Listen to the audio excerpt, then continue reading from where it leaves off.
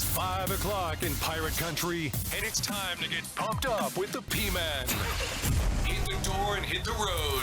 94.3 The Game is going to get you home, and the P-Man's not holding back. Yes! Yes! Pirates win! Pirates win! Bring on the Patrick Johnson Show on 94.3 The Game. Holy mackerel! Oh, my goodness! The flagship station of the ECU Pirates. All right, TGIF, we made it.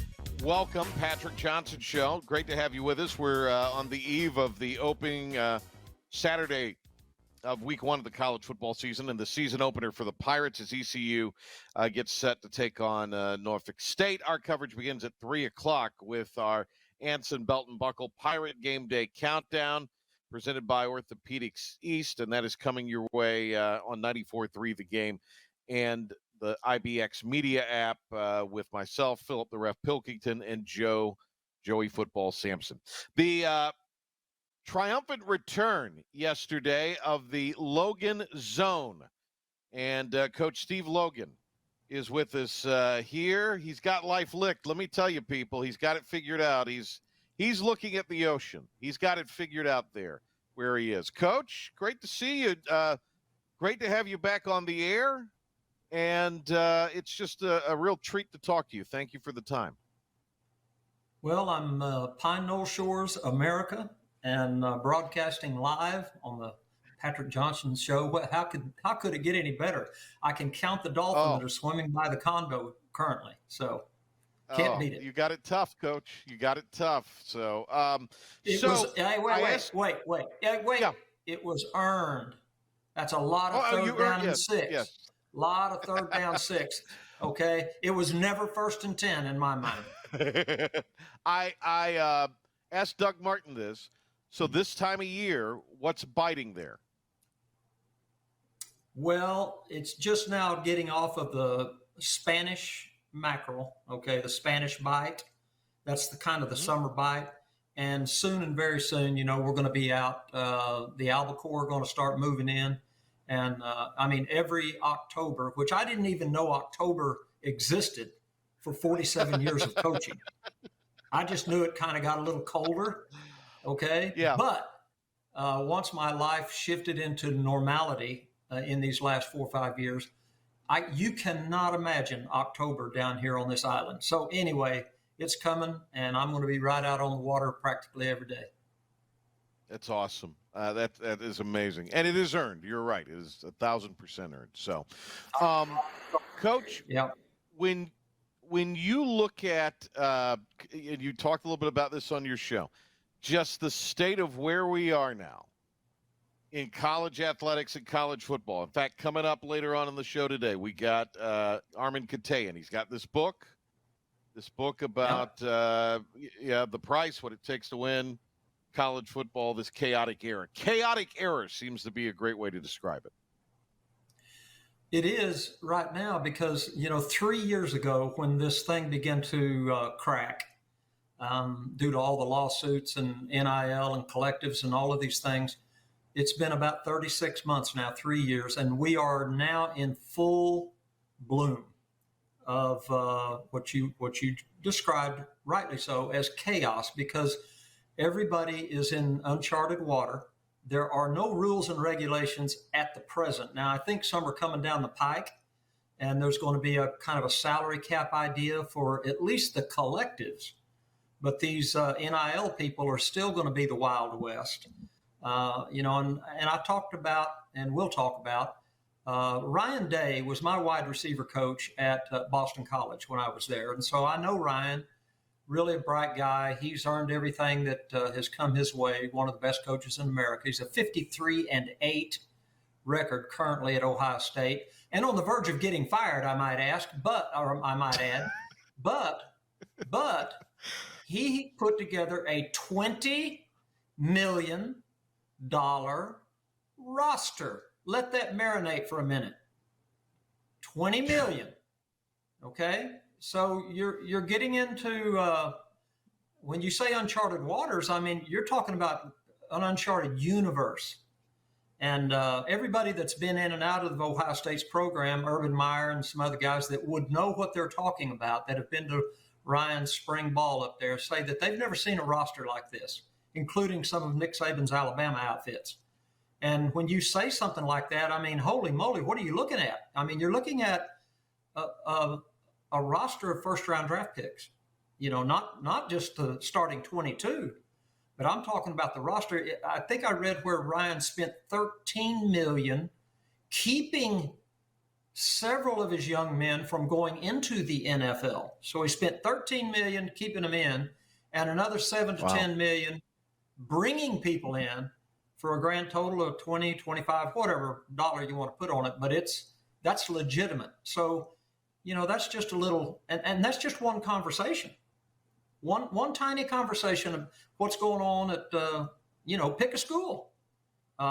There's no telling where it's going to lead and where it's going to land. No telling. Steve Logan and the Steve Logan show, the Logan Zone, is returned to radio. It'll be with us for several months on 94.3 The Game and 96.3 down at the coast.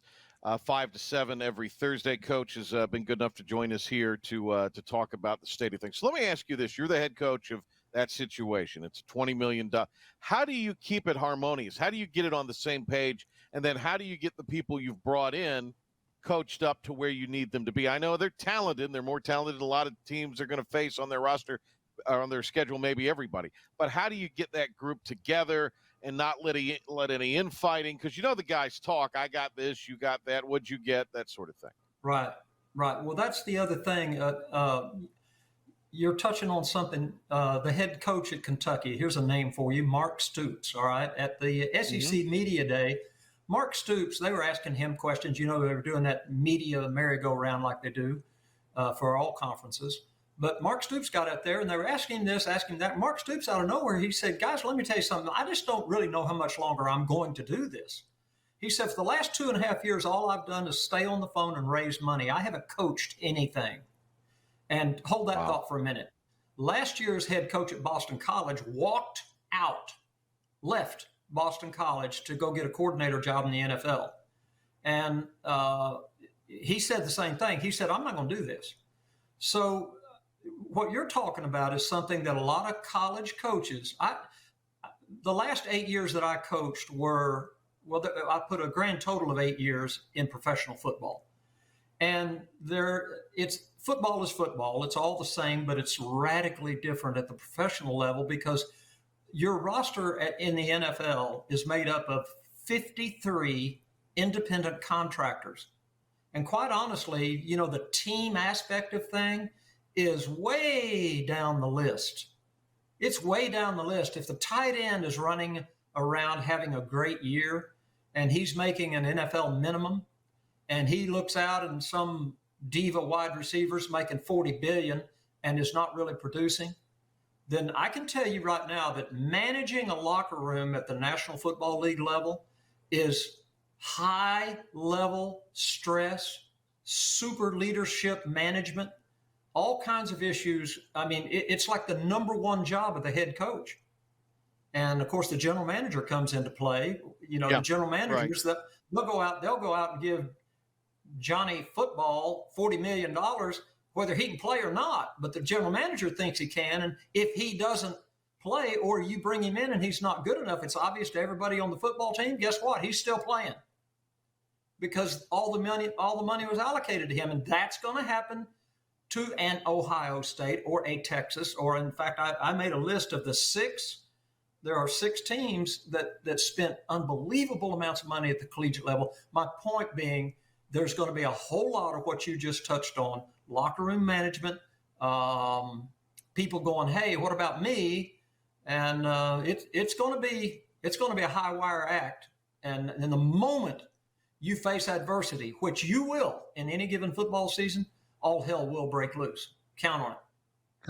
Coach Steve Logan on the Patrick Johnson Show. You are intimate, familiar with the Southwest and how much football means out there. Now you have stalwarts in Oklahoma and Texas joining the SEC. It seems like they're a better fit maybe than the West Coast teams are in the Big Ten.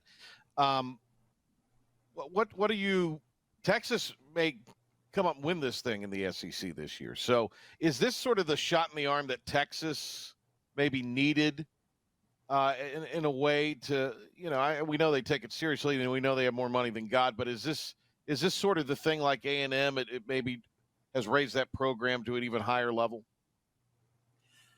Well, in my opinion, I think Texas and particularly Oklahoma University. I grew up in Oklahoma. You're right. I'm intimate with that whole culture. But I really think that, Texas and Oklahoma had a bird nest on the ground forever. All right. From the standpoint, particularly Oklahoma. Oklahoma had the old Big 8 conference that went to the Big 12 conference. Well, if you look at that conference from top to bottom, there were about 2 to 3 football games in there every year that Oklahoma was going to really get tested. The rest of them were scrimmages. All right. And this thing about going into the SEC, I'm telling you right now, Lincoln Riley, he knew exactly what he was doing. He took a look, and I'm just telling you, and I'm talking Texas can, I think, will hold up better than Oklahoma University. But those two schools are going to find out. Listen, every week, let me give you this. In, 1986 and 87, I worked at Mississippi State University. I worked in the SEC, and Mississippi State back then was at the very bottom of the heap. And I'll never forget what this was like. We would play Tennessee, and we'd get beat, okay, and we'd play pretty well. And I'd be in there on Sunday grading the film, and I'd finish grading the Tennessee film, and I'd look down into the film box to get the next film of the next opponent to begin to prepare for. Guess who it was? Georgia. And we'd go get beat by Georgia. And then the next Sunday, right, I'd do the same thing, and I'd reach down into the film deal for the next. But guess who it was? Auburn. And then we'd do Auburn, and after that, I'd reach down in there. Guess who was next? Florida. And then I would this went on week after week after week. And then it was LSU. And it was just like, it's a different level. You can tell me that the SEC is overblown. I've heard some radio people say that. They have no idea what they're talking about. The SEC is the preeminent conference, and it always has been in the United States of America. Football is king on all of those campuses. It's a religion, and it matters like you cannot believe. And so, Oklahoma and Texas moving in, it's every week. You're going to get tested, and it's going to be different, real different, and they're going to find out. You're old enough, Patrick. You can remember when Arkansas jumped into the SEC? When I grew up, Arkansas was a perennial national top 10 football team playing in the old Southwest Conference. And when they left that outfit and they went into the SEC, have you heard of Arkansas lately? No. They can't hold up. Not till Calipari went there. Went there, and Walmart and whoever, Tyson gave them all the money. Until then, no, yeah. you had not. But Arkansas football has never been. They've never recovered from entering the SEC, and they're not going to. And so anyway, I foresee a lot of that kind of thing happening to Oklahoma in particular and Texas in general. What would you, if you were advising the folks at Florida State and to a degree Clemson, then what would you recommend to them? I mean, they seem hell-bent on wanting to get out of the ACC, particularly Florida State. I mean, first of all, you have to have a landing spot. So that's number one. But, I mean, is this also a case of be careful what you wish for, or are they just trying to maybe get more money and get a greater share of the pie out of the TV money? Well, I mean, it always comes back to the money. And, I mean, this is what Maryland chose, kind of athletic suicide. Maryland chose the money over being competitive, right? I mean, Maryland was a fairly competitive ACC outfit, and they have gone into the Big Ten, and they show up every Saturday and get curb stomped, and they're tickled to death to win 7 football games. And that's the way it's going to be for the rest of their lives. And I will never forget Bobby Bowden when they were independent forever. This is when I was coaching at East Carolina. Bobby Bowden was independent, and he was strutting around, beating the living daylights out of people, and had a great football team. And when all this conference stuff started, the SEC, there was some talk about Bobby going to the SEC with Florida State. And he went to the ACC, and you can look this up. This is an actual quote from Bobby Bowden. He said, "I want to choose my suckers." And there it is. He was smart. And he went into the ACC, and as you remember, I think it was 4 or 5 years before anybody, I think the University of Virginia finally beat Florida State at Virginia for Bobby's first ACC loss after like 3 or 4 years. So got him on a Thursday night on like a goal line play. Yeah, sure did. I saw it. Yep, I remember it like it was yesterday. So anyway, that's where Florida State is again, and they better be careful and choose their path. Now they can probably hold up fairly well in the SEC, but they're not going to win it.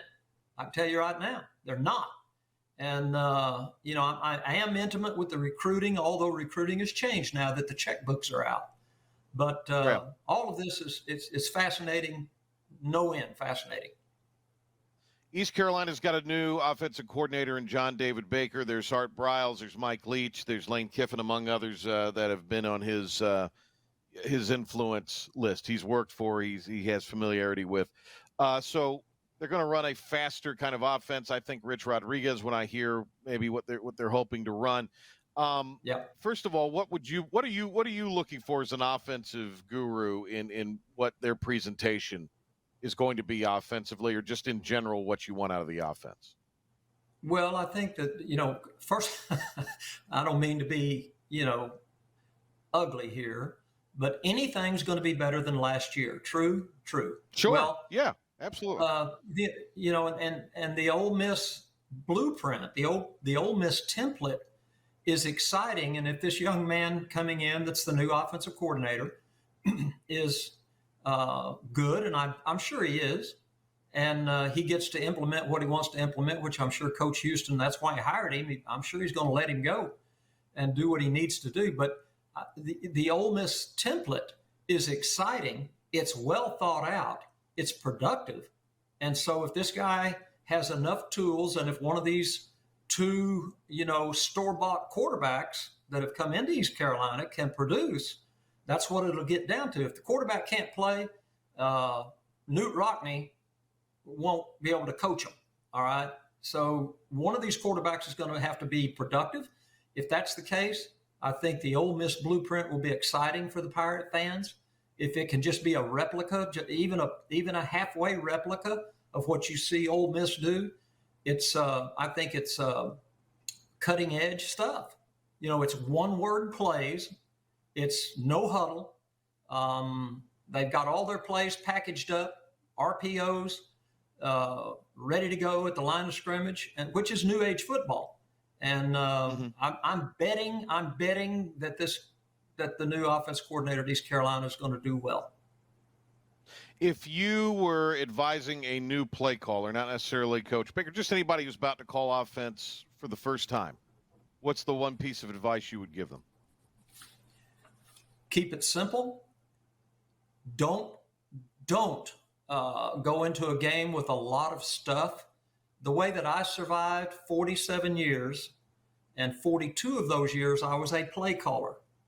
42 of the 47 years I was in football, I was a play caller. And I survived by making sure that I worried about me, not the other team. And people accuse me all the time, well, he doesn't spend 40 million hours in the office, and he doesn't sleep in the office. I didn't need to sleep in the office. I knew what my offense was.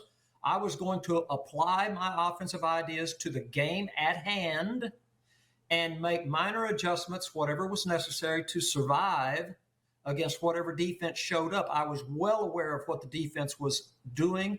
I was aware of what they were capable of doing to me, but I never did put in a play that would have been a good play to put in, all right, versus a defense that I saw if I didn't think it was a DNA part of my package, all right? And I see a lot of young guys come in and they've got football's 101 best plays and they can't execute them, okay? They can call them, but the kids can't execute them. And that, this is how I stayed employed for a long time. And, we didn't win all of our football games, and I had days that were just god awful, but not many. And I would tell a young offensive coordinator, get your 4 or 5 concepts that you know are bedrock. You believe in them, get them taught. Make sure you can express those 4 or 5 concepts out of 6, 7 different formations and 3 or 4 different personnel groupings, and do them well. And you'll be surprised how good you look on Saturday or Sunday. All right, last thing for you, Coach. A little bit of a shift here. You went from coaching 47 years, 42 as a play caller. Now you've taken over media and are wildly successful for years in that. So Tom Brady is leaving to go to he's making his premiere in the broadcast booth. Right. Will that greatness on the field translate over into greatness on the television screen? I mean, you've done it. How different of a transition is that, going from, executing and that side of football and to explaining it? I've listened to Tom already, and he's a high intellect guy, like all NFL quarterbacks usually are. Personally, I enjoy listening to Tony Romo because these guys understand intimately what's getting ready to happen almost pre-snap. And I'm not breaking my arm, pat myself on the back, but when I'm watching a football game at home, I always have the sound turned completely down. I never have the sound up because I have so much scar tissue. When it's 3rd down and 6 on the plus 18-yard line, right hash, I already know all of the insanity that could ensue from that situation. I know what the defense coordinators can do, and then some of this stuff unfolds right before my eyes, and I have to watch most games with a glass of wine to stay calm because I end up, wanting to throw my shoe at the TV because I knew that was going to happen, and nobody's, so there's a whole lot of that goes on. And that's true of anybody that's been a football, industry guy like I have. I mean, a lot of it is very, very predictable. And, I think Tom Brady and, any of those ex-NFL quarterbacks are just, I love listening to them because of their experience at the highest level and the way that they could dissect, the game. Hey, Coach, thank you so much. Really appreciate it. We'll look forward to talking to you again, and I wish you the best of luck and continued success with the Logan Zone. Awesome show. We're going to have fun with it, all right? Absolutely. Coach Steve Logan with us here on the PJ Show. Stay tuned. Armin Katayan will join us. The book, The Price, What It Takes to Win in College Football's Era of Chaos. Looking forward to having Armin on with us right after this. Taking the rage out of your drive home. You just cut me off! But it's no big deal. Patrick Johnson on 94.3 The Game and the new IBX Media app. Armin Katayan, journalist, been in both news and sports for a while, multiple-time best-selling author. He's got a new book. We've talked about it all week. It is called The Price, What It Takes to Win in College Football's Era of Chaos. He and John Talty, who himself is an award winner as far as his coverage of college football, writing this book, which is available wherever books are sold. Hey, Armin, nice to speak to you again. Thanks for taking some time. Patrick.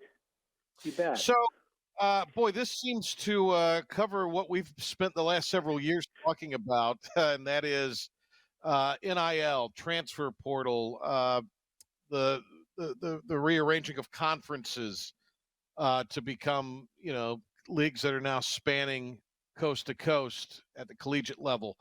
You have networks, kind of calling the shots here on all of this. So this seems to crystallize this entire thing, plus really analyze it very, very well.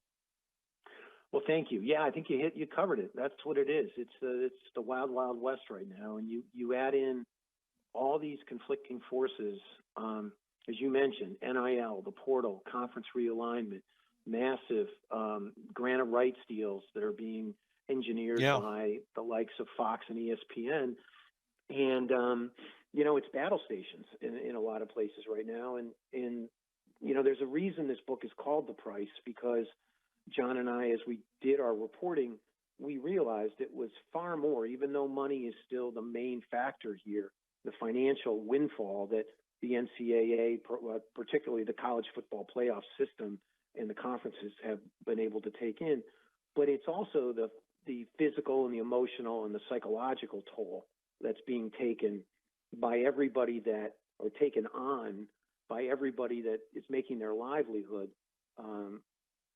involved in college football or college basketball, certainly major college sports. So it's just exhausting at this point in time. And I know part of your audience, Patrick, will say, well, they're getting paid a lot of money for it. And they're right.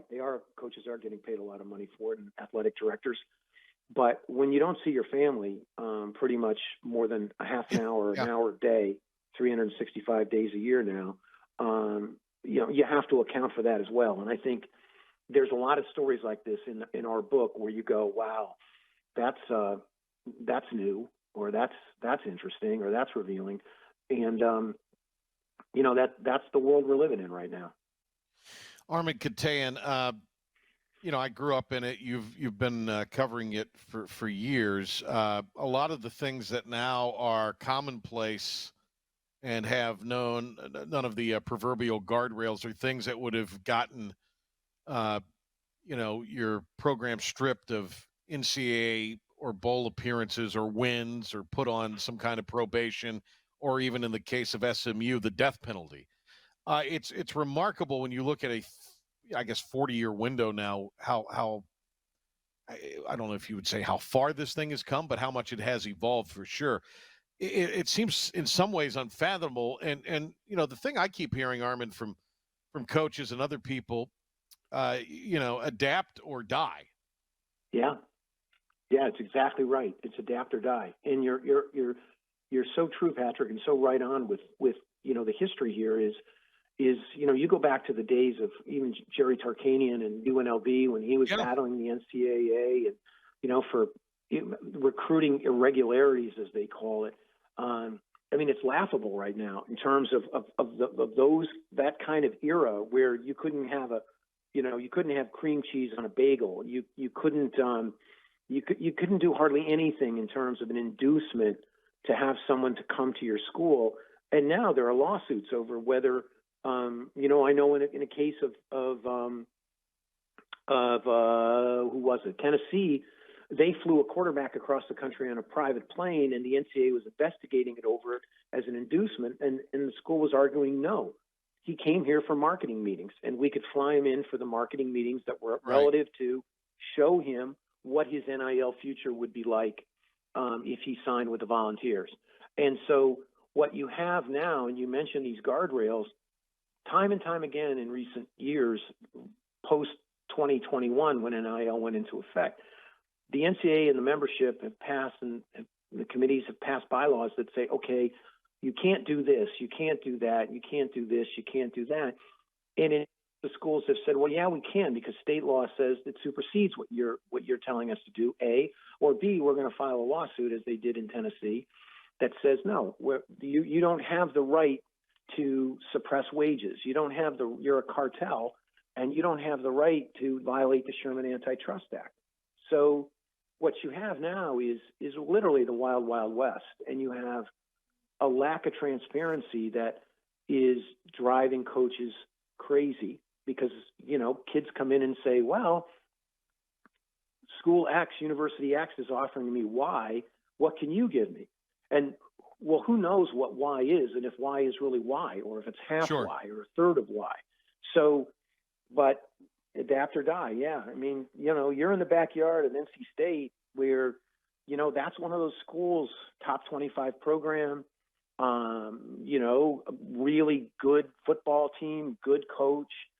They're in the middle of it, and they're trying to figure out where they fit into the ACC. And if the ACC is even going to exist in 3 or 4 years. And if not, what are we doing every single day to put our program in a position that when the music stops, as it's going to stop, again, this isn't the end of realignment, is there a chair for us? And if there isn't, then what? And that's pretty tough sledding, when you're trying to win football games. At the same time, you're trying to, juggling, flaming rods. That just came to me, by the way. I was like, okay, what is he juggling? Yeah. Juggling. What is he flaming juggling? rock. Right. Yeah. Shards of glass, molten lava. Yeah, shards of glass. Right. Yeah. Exactly.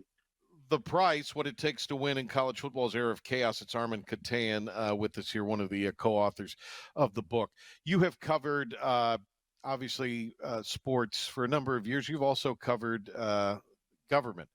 Let's face it, college sports is probably about as efficient as government at times. I mean, you know, it's a marriage there's no made in right. heaven or There's hell. no rainy. Yeah, there's no rainy day thoughts. I mean, it's kind of like a deficit spending in a way, baseline spending in a way. But you know, gone are the days, you know, Armin, where and we've got this here in Greenville with East Carolina. You know, they're building a practice facility, and I mean, I'm sure there's need for it, but you know, I don't think kids now are asking about, hey, what are your facilities like? The conversation is, what are you going to pay me? And now, even in the case of Oklahoma State, I mean, Oklahoma State has said, look, we're not negotiating. Your negotiation window is closed. Because I guess now certain players are coming to negotiate in season. Oh, for sure. Yeah. Well, look, Jeff Benedict and I did a best-selling book back in 2013. It came out called The System, which was a deep dive into the state of college football at the time. And at that time, there was conference realignment. There was this athletic industrial arms race because it was, do you have a barbershop? Do you have a bowling alley in your facility? That is child's play right now. That's quaint, you know, in terms of your facilities. Yes, do you have to have a barbershop? Probably. Do you need a bowling alley? Nice. Do you need a pool room? Now that works. You know, your facilities are great, but you're absolutely right. The bottom line is, what's the NIL number? You know, what is it going to take for me to decide I want to come to your school rather than another school? And for, you know, the East Carolinas of the world, and even, you know, I graduated from San Diego State. San Diego State does not have, you know, and they graduate 7,000 or 8,000 kids a year there. It's got a huge alumni network, but it doesn't. It's San Diego. You know, it's not. We don't live and die with the Aztec football team like they do in Columbus and Tuscaloosa and Baton Rouge and a few other places. And so, you just don't have the financial firepower that you need to compete. And yes, we're building a new. I just saw something. Who was it? This. One of the schools just bragging about they have a new suites for their donors and stuff like that. I'm thinking, well, that's really nice, but it really it's not going to make a difference in terms of what you put on the football field. And if you're a coach and you have, and this is the reason Nick left, Saban left. The primary reason, the driving force why he left Alabama was, you know, after they lost to Michigan in the semifinals, in the playoffs, in the Rose Bowl, he went down to his beachfront estate in Jupiter, Florida, and stared out at the Atlantic Ocean. And you know, I was communicating. I've known Terry and Nick dating back to his days with the Miami Dolphins. I profiled him for 60 Minutes. So I've had a very good, strong, trusting relationship with the Sabans over a number of years. And in texting with Terry during the season, she was just like exhausted from it. And she's like, you know, these new rules are murder. And when Nick came back, you know, he had a line outside his office of players. And getting to your point is, you know, were they coming in and saying, Coach, what do I need to do in the off-season program to get better? I want to start next year for you. What do I need to do? No. Every single one of them, at least as I understand it, was, Coach, I got to talk to you about money. I need more money or I'm going to go into the portal. You can only imagine what that Alabama roster looked like to certain schools that had the money in order to invest in an edge rusher, or as Ohio State did, they plucked off Caleb Downs, probably the finest freshman defensive player in the country at that point in time. And Nick was just enough's enough. You know, he was exhausted by it. The thing he wanted more, has had more in his program than arguably any other program in the country, was complete control over the process and over the organization. And he was losing that. And that's a pretty tough pill to swallow for somebody like Nick Saban. And so if you look at the landscape, Patrick, you want a big picture idea of how strange it is right now. Jim Harbaugh, who wins the national championship at Michigan, is now coaching the Los Angeles Chargers because he got squeezed at U of M between a process he hated, which was the enforcement process, and a school that he loved, and what was happening there. And Nick, who just got tired of the whole thing. So you're two singular figures, and arguably in the entire sport, are no longer in the sport, which tells you a lot about where the sport is right now. Armin Contain, The Price is the book, and it talks about this modern era of college football. Let's, by the way, as long as the suites weren't the ones that they're trying to pass off in Chapel Hill at Keenan Stadium with the scaffolding, I think. I mean, that's just embarrassing. I delight in that. Yeah, you Google that if you've not seen it. I saw those. Or go on X. Those are suites. It looks like a tarp over something, right? With folding chairs or something like that. Isn't that what it was? Does not look good. It does not look good at all. No. Where are we? Is this sustainable? I mean, where are we headed? You know, at least in pro sports, which it surprises me each year that it's still sustainable in a lot of ways, but I guess it is. At what point? What's the tipping point? How close are we to it just doesn't seem like this is a sustainable model in the world. It's not sustainable. There has to be, a couple of things I think are going to happen or may happen that are going to act as tipping points, and sort of like in the Oppenheimer kind of world of an atomic bomb. One is you're going to have a complete collapse of a conference, or you're going to have some huge scandal that everybody's going to look at and go, holy moly, this is not good for our sport. And we have to put aside our own self-interest and try to put the pieces back together again for the greater good. Do I think that's going to happen? Not really. I think where we're headed is for another massive realignment where the SEC and the Big Ten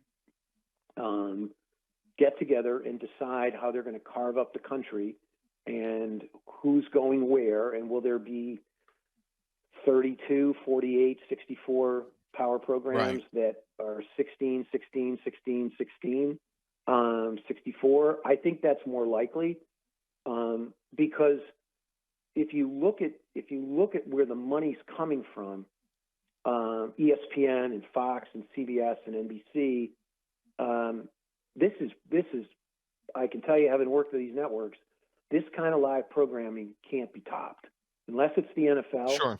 And it's March Madness for 3 weeks. This is it. And you pay for this because it distinguishes your network from the others. And as long as that media rights money, that grant of rights money is coming in, these are people they're carnivorous. You know, they consume this cash and they put it into facilities, they put it into coaching salaries, they put it into put it back into the program. I just worry what's going to happen to I'm not worried about Michigan. I'm more worried about the Central Michigans and the MAC schools and the Sun Belt schools and do they survive in the way they are currently operating? And I think the answer is nobody knows. And the worst part is the schools don't know, so they can't plan. And if you're a college president, there's a reason college presidents move around every 3 or 4 years. Because once they get a whiff of what's going on in the athletic department, they're like, oh man, I just want to go over to the geology department.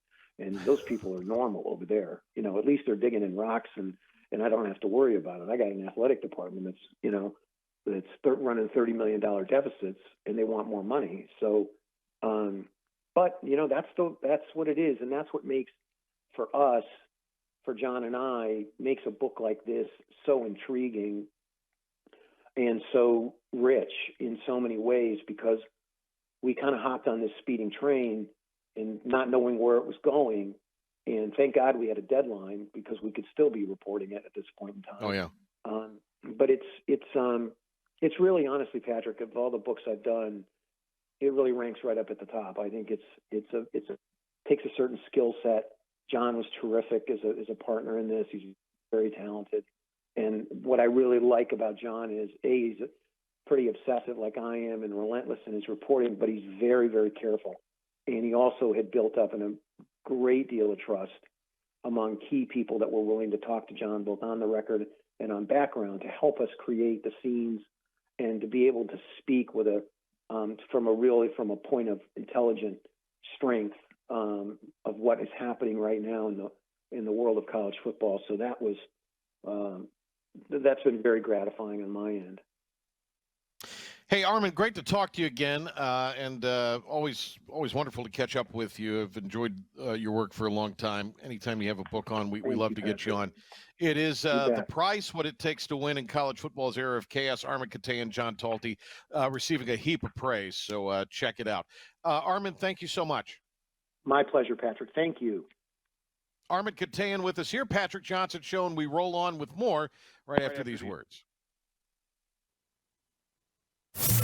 And now, the stunning conclusion of the show. It's the P-Man here on 94.3 The Game. ECU, Norfolk State tomorrow. Pirates looking to win the opening game for the first time since 2016. Mike Houston. Very, very focused. I think that they understand that we've got to go out and play really well.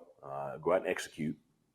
First game, sometimes you see sloppiness and, jitters or whatever. And, we don't want to do that. We want to go out and play at the level we know we can. And that's the focus this week, is just really focusing on, being the best version of ECU that we can. Coverage of the game tomorrow on 94.3 The Game begins with our Anson Belt and Buckle Pirate Game Day Countdown presented by Orthopedics East, 3 o'clock. Also on the IBX Media app, which is free for download at Google Play and App Store. State survives Western Carolina last night. KC Concepcion, 9 catches, 3 touchdowns for the Pack. Carolina lucky to win after squeaking out a 19-17 win over Minnesota as Max Johnson left the game, the quarterback, with an injury. Duke tonight begins their season, and they'll host Elon. You can hear that game on our sister station, 103.7 WTIB. Coming up tonight here on 94.3, you can actually hear the Conley Vikings play as Washington visits Conley. That'll be on 94.3 The Game. The kickoff there at 7 o'clock. Over on 94.1, we've got Laney at Havelock. Laney knocked off D.H. Conley last week. A couple of other games of local interest. South Central will try to go to 2-0 against Franklin, and JP2 will try to even their mark at 1-1 as they host Cary Christian. Rose last night losing in a shootout 47-40 with Northeastern in Elizabeth City. Farmville Central now 2-0 after they dispatch of North Lenoir, and it is now Aiden Grifton at 0-2 after Martin County and the Fighting Dave Richmonds beat them up 40-21. All right, Pilk, one other thing I wanted to make mention of. I thought this might be interesting to you. NASCAR is headed back to the Rock.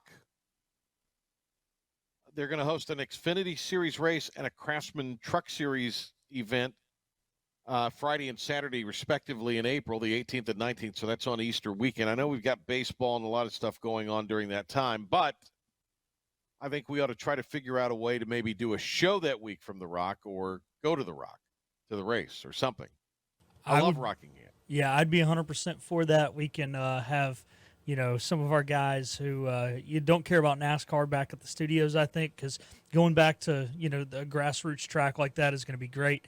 You mentioned Easter weekend, so Cup is off on Sunday that week, so it's not like they're in another location, so all the focus of NASCAR will be at Rockingham Speedway. I think this is going to be a great event, and I'm excited. Also, there's no true off weeks next year in NASCAR, because that's the 1 week Cup's off, and there's Truck and Xfinity, so I get NASCAR every weekend next year, so I'm pumped up about that as well, but we're definitely got to do a show from there. Seriously, let's reach out to the people next week and see if we can do a show one day during the week there. I'd be more than thrilled to go to Rockingham and do a show. A few years ago when I was going back and forth from the Triangle to Charlotte, to do some basketball games. One was in the Matthews area, and I think it was just easier to go that way and get on 74. But I mean, you pass Rockingham, and it's just there. You just, as many people in the audience know, have been to the race. What's eerie is a couple of times I've been by it at night, and it's kind of eerie at night because, if it's just there, it's this huge thing in the middle of a 2-lane road, and it really isn't lit up because it's been inactive, and it's a little ominous looking at night. I don't know if you've been by it at night here anytime recently, but it kind of gives you you get some goosebumps anyway, but the hair kind of stands up on the back of your neck, a little hoo-hoo feeling. Yeah, hopefully it won't feel that way anymore. Yeah, I'm hoping it won't feel that way because North Wilkesboro felt that way until May of last year when they kind of redid that, because I used to drive by there and you could see it on the side of the interstate. But you're right, Rock was even worse because you weren't on the interstate. Like you said, you were on a 2-lane little country road, almost like going by Darlington. The difference is Darlington's never gone by the wayside and grown over and all the ivy and junk. Darlington's lit up. The Rock is not, but I'm sure I'd love to go do a show there. I think we ought to plan on doing that next year. I think that'd be tremendous. And then maybe we could do something where we give away some tickets or something, or they advertise with the station and we could do something, I'm sure. So let's see. What else do we have? We got football tonight, as we mentioned. You can hear Conley play Washington on 94.3 The Game with Scott Rogers and Addison Bass on the call. And don't forget, on Monday we will be back. We will have a show, Patrick Johnson show from Tiebreakers. There will also be an Inside Pirate Athletics at 6 o'clock from Tiebreakers. Is Igo doing a show Monday? I would guess he is. Yeah, he is. Yeah. Okay. So I go at noon, PJ show at 5, and then Inside Pirate Athletics, both the PJ show and ECU Coaches show will take place at Tiebreakers. So that is that. 3 o'clock tomorrow, our Anson Belt and Buckle Pirate Game Day Countdown presented by Orthopedics East. Looking forward to being out there with Pilk, Joey Football, and we'll also have Stephen Igo and others with us, including voice of Pirate Football, Jim Zoki. Hey, thanks to Steve Logan for taking some time with us. Appreciate having him on the show. Always great to talk to Coach. And thanks to Armin Katayan, the brand new book, again, The Price. And it is available wherever you can purchase books. It's about the chaos that is college football in this day and time. Thanks also to Philip the Ref Pilkington. Another great week turned in by him. Have a great and safe Labor Day weekend. We'll see you not Monday morning, but Monday afternoon for the Patrick Johnson Show from Tiebreakers at 5 o'clock. Have a safe weekend. Get well soon to my brother Tate as well. See you, everybody. Go Pirates this weekend against Norfolk State in the opener.